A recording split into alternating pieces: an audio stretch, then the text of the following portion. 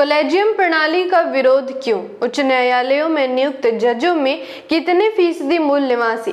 भारत के विभिन्न उच्च न्यायालयों में नियुक्त जजों में अनुसूचित जाति, अनुसूचित जनजाति, अन्य पिछड़ा वर्ग और अल्पसंख्यकों की हिस्सेदारी बेहद कम है।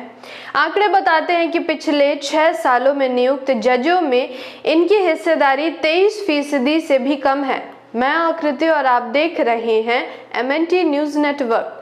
भारत में हाईकोर्ट और सुप्रीम कोर्ट के जजों की नियुक्ति उनके कॉलेजियम सिस्टम के आधार पर होती है।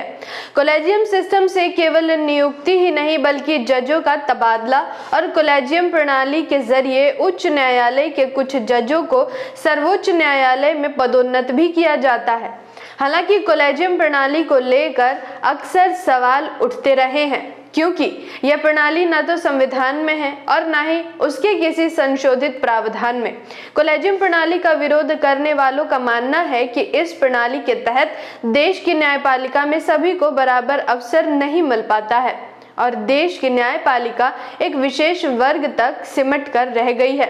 कॉलेजियम प्रणाली के कारण ही देश के न्यायालयों में SC, ST, OBC और कन्वर्टेड माइनॉरिटीज का प्रतिनिधित्व उनकी जनसंख्या के अनुपात में नजर नहीं आती है।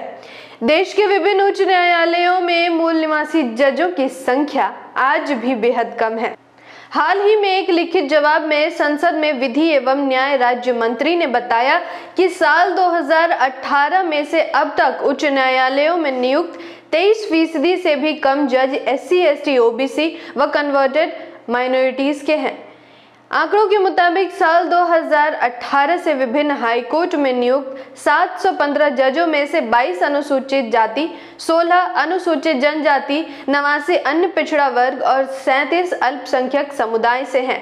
यानी 2018 से अब तक नियुक्त 715 जजों में से मात्र 164 जज उस समाज से हैं जिसकी आबादी देश की कुल आबादी में लगभग 85 से 90% की हिस्सेदारी है, जबकि इस बीच मात्र 10 से 15% आबादी वाले समुदाय से 551 जज नियुक्त किए गए।